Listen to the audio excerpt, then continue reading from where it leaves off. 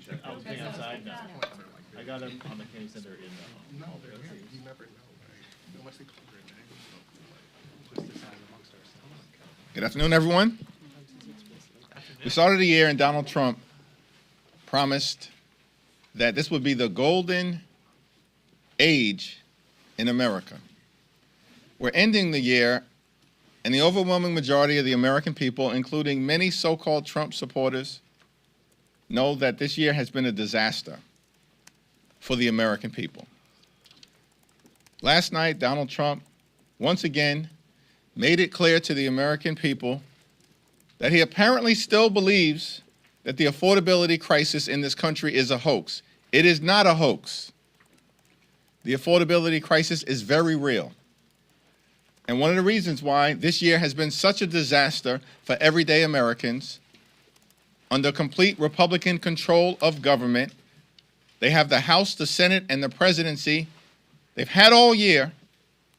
They've had complete control of government, and they've done nothing to lower the high cost of living in this country.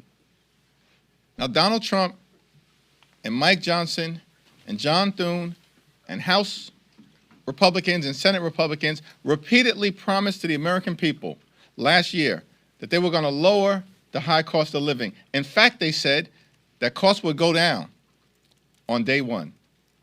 They lied to the American people. Costs haven't gone down in the United States of America, and everybody knows it. Costs have gone up. Housing costs are out of control.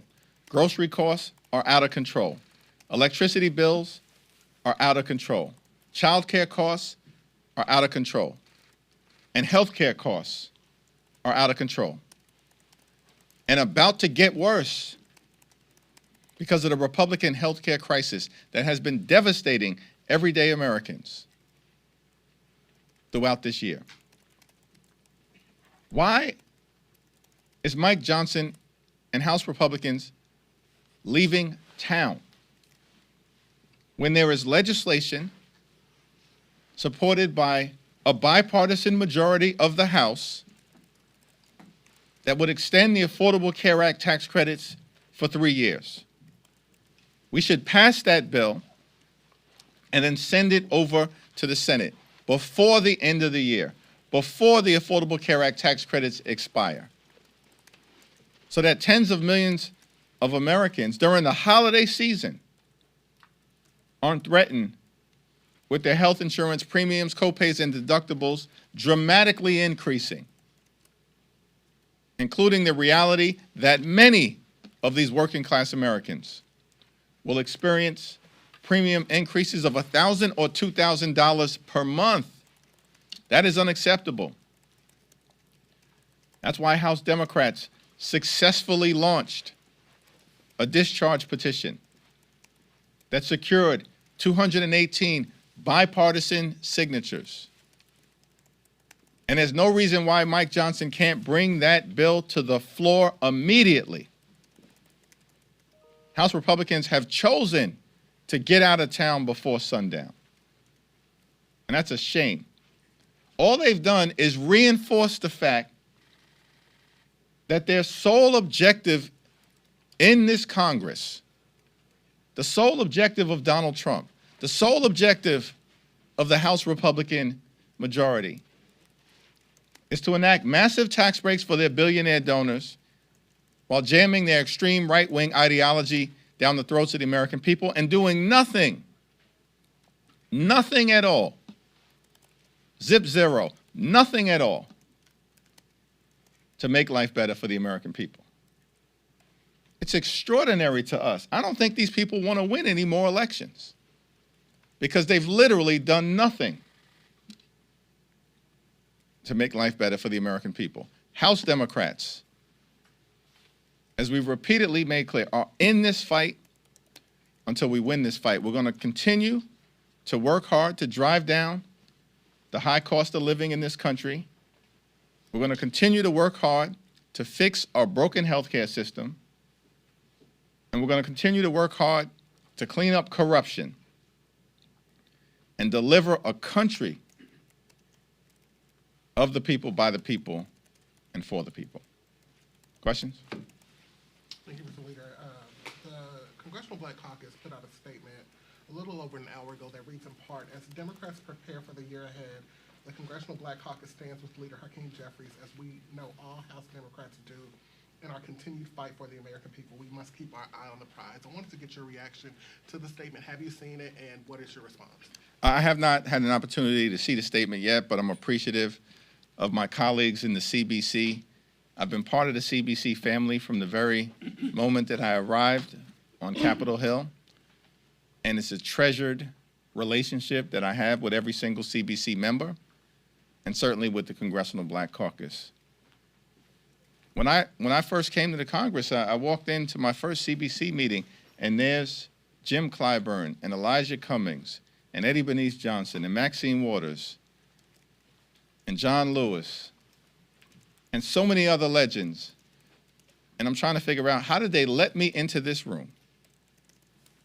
That's what the CBC has meant to all of us who've had the opportunity to serve in this Congress this term, and of course in prior terms. And I'll always cherish, that relationship. Our focus is going to continue to be on making life better for everyday Americans, on lifting up the principle of liberty and justice for all, and on ending this national nightmare that Donald Trump and Republican extremists have visited on the American people all year. Donald Trump and these Republicans have broken every single promise that they made in terms of making life better for everyday Americans. Every single promise. And it's indisputable at this moment, which is why they're on the run.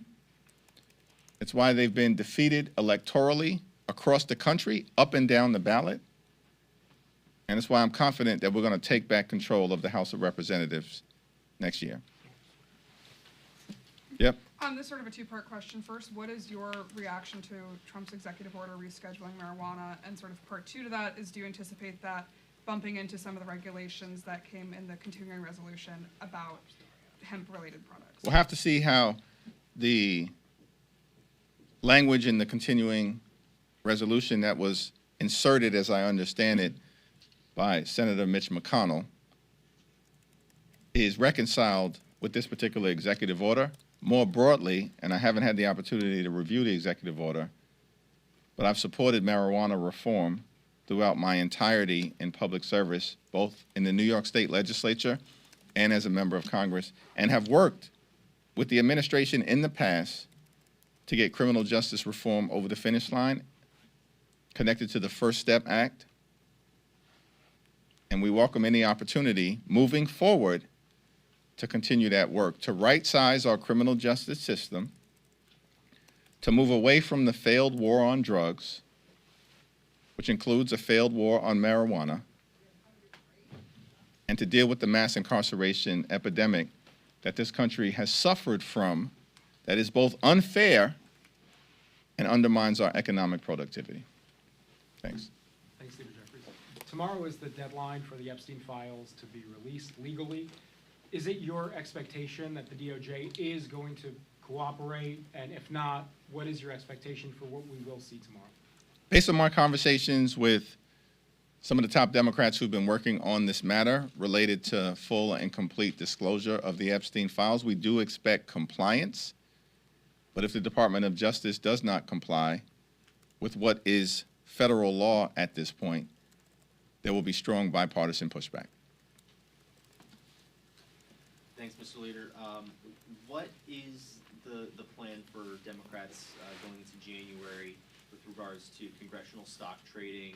Congresswoman Luna and Congresswoman Mace came out of Speaker Johnson's office today, and they said that they had some sort of an agreement with a House Admin Committee on what they would put forward on stock trading. What are Democrats going to do with that? It seems like theirs won't address the executive branch. House Democrats are going to continue to work hard to address the issues that we have in this Congress, and that, of course, will include my full and complete support for a congressional stock trading ban. But at the same period of time, I support the legislation that was just introduced this week that I don't think has a single Republican on it. Why? Because it would also include prohibiting the president and the vice president of any party from engaging in stock trading while they're in office. There is absolutely no justification for the president, who has far more power than any individual member of Congress, or the vice president, to be able to trade stocks in real time when they have more access to inside information than perhaps the entire United States Congress combined. As it relates to regulatory activity, because the executive branch controls the regulatory agencies in the United States of America, including the Securities and Exchange Commission. There is zero justification and rationale for allowing a president of any party or a vice president of any party to be able to engage in stock trading while they have the awesome power of the presidency, vice presidency, and executive branch in their hands. Would you expect a discharge petition on the latest bill from Democrats? There have been 3 successful discharge petitions over the last 3 weeks. We have successfully forced an up or down vote on the release of the Epstein files in support of the advocacy from the brave survivors of Jeffrey Epstein and the horrors that were visited upon them. Last week, we successfully discharged an up or down vote on legislation that restores collective bargaining rights for more than 1 million hardworking federal employees and overturned one of Donald Trump's first executive orders. 20 Republicans joined the overwhelming majority of the House Democratic Caucus to successfully discharge that bill and then vote it out of the House of Representatives. This week, we've currently succeeded in successfully discharging legislation to extend the Affordable Care Act tax credits for 3 years to prevent tens of millions of hardworking American taxpayers from experiencing dramatically increased health insurance costs so they can go see a doctor when they need one. There have been more successful discharge petitions in the last 3 weeks than there have been in the last 3 decades in the United States Congress. So we're working to deal with the healthcare crisis that's in front of us, because we still have unfinished business since Mike Johnson decided to adjourn the House of Representatives today and cancel votes tomorrow. Because Republican leaders want no part of actually keeping health care affordable for working class Americans, middle class Americans, and hardworking American taxpayers. We'll cross the next bridge when we get to it in terms of future discharge petitions. But what's in front of us right now is the need to finish the job and extend the Affordable Care Act tax credits. Thank you, Leader Jeffries. House Oversight Committee Chairman James Comer is accusing Minnesota Governor Tim Walz and AG Keith Ellison of not cooperating with the committee's investigation into some of the widespread fraud happening there with the social services in the state. Do you think they should cooperate with the committee's investigation, and do you have concerns about what's happening in the state? James Comer is a joke, an embarrassment, an unserious individual, and a malignant clown. Yeah, Isaac. I want to ask you about something back home in New York. There was a story that came today. I don't know if you've seen it, but I'll brief you on it if you haven't. What does it tell you about the incoming mayor and his administration that he picked for a senior position someone who tweeted in the past about, quoting here, money-hungry Jews, and that the Far Rockaway train is the Jew train? I haven't seen it, and so I'll comment on it subsequent to having an opportunity to actually review Well, those are what you're presenting. obviously, I would strongly disagree with those statements. I think I've been very clear in my views on that, but I'll have more to say when I've actually had an opportunity to review it. Are you okay with the incoming mayor appointing Thank you. people like that? Mr. Leader, I wanted to ask you about the Affordable Care Act subsidies. Some moderate Republicans have expressed frustration that they do want to see an extension, but they want some reforms, and the fact that you didn't endorse the other bipartisan discharge petitions. They're concerned that with this up or down vote in the House that will be coming in the new year, it won't be able to pass the Senate. Who's concerned about that? Some of the moderate Republicans who have been working on the ACA deals. So if this passes the House, as it appears it will, moves to the Senate and fails, would you consider endorsing one of those bipartisan deals? Here's where we're at. We've got to make sure that the legislation that clearly has the support of a majority of the House of Representatives that would extend the Affordable Care Act tax credits in a straightforward way passes the House of Representatives.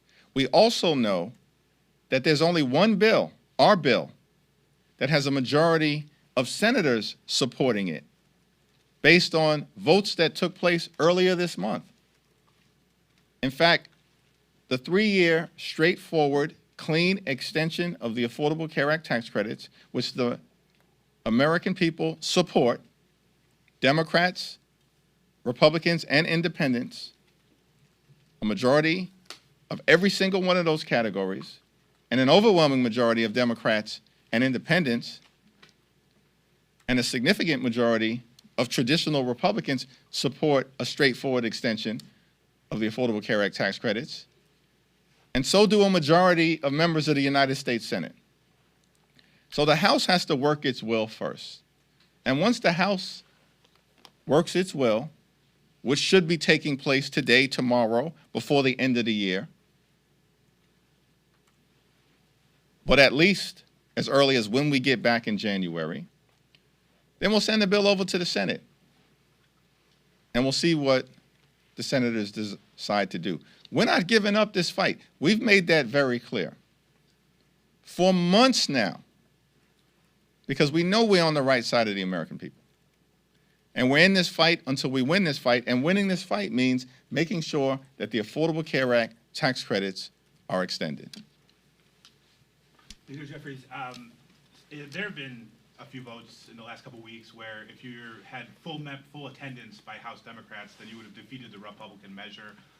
What's going on with the attendance in your party? Is this an issue with Whip Clark? Like, how can you improve this in the new year? Catherine Clark is doing a tremendous job, and we know that there are a handful of members who've had serious medical issues that they needed to make sure were addressed.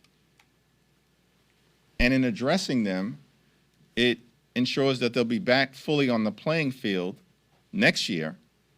So that's clearly an important thing to do.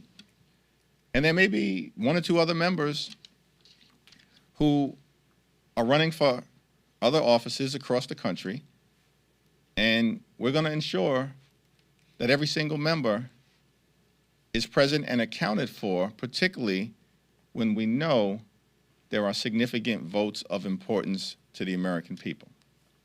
Leader Jeffries. Mr. Leader, two questions. Just back on Epstein, I know earlier this week Leader Schumer indicated that they have a task force that's kind of a mix of lawyers working with some of the Epstein survivors and their lawyers. Is there a similar effort here on the House if and when these files are released? And then number two, just if you have a reaction to this board vote today to change the Kennedy Center name to the Trump Kennedy Center.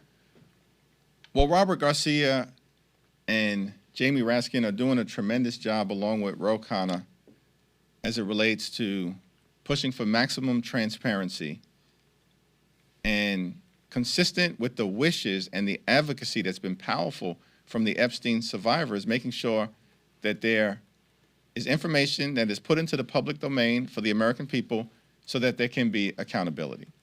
And I look forward to continuing to work closely with Ranking Member Garcia and the members of the Oversight Committee who've been doing a tremendous job on the Democratic side, along with Jamie Raskin and others.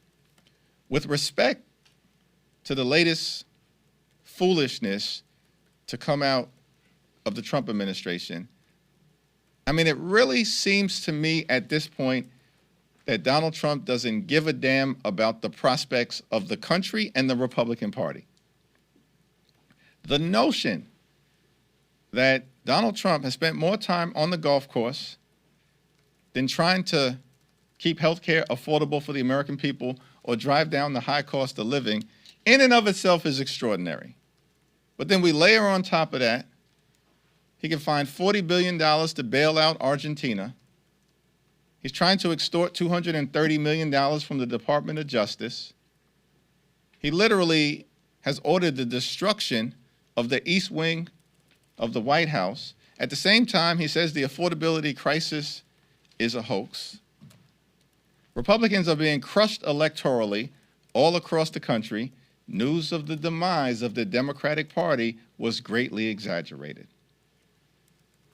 And yet, what Donald Trump comes up with at this particular point in time to end the year is not ordering Mike Johnson, because he could have done that, to remain in Washington until we address the issue of health care affordability and extend the Affordable Care Act tax credits, that the so-called Kennedy Center board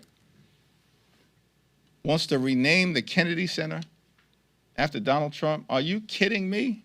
Like, how does that help deal with the affordability crisis in this country? These people are pathetic. They are sycophants.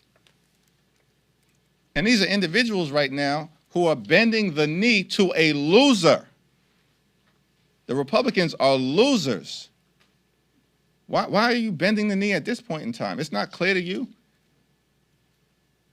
that, as Michael Ray Richardson, the great former New York Knick, once said, the ship be sinking? It's over. This is the Titanic. I don't get it. I really don't understand the situation. Because these people promised that they were going to lower the high cost of living on day one. And they failed to do it in year one, let alone day one. And now their holiday gift to the American people is to continue to try to block our ability to extend the Affordable Care Act tax credits, but they want to rename, allegedly, the Kennedy Center after Donald J. Trump. These are sick people. Something is really wrong with these folks. And here's the final thing. They don't have the power to do it. Only Congress can rename the Kennedy Center. The wannabe king and his sycophantic minions can't do it. But they're going to create a spectacle across the country, and everybody's going to chase this story. But how does that actually help the American people, who've already been convinced that Donald Trump is not focused on making their life better? The whole thing is extraordinary. And it's another indication of the fact that things have fallen apart quickly for Donald Trump and the Republican Party.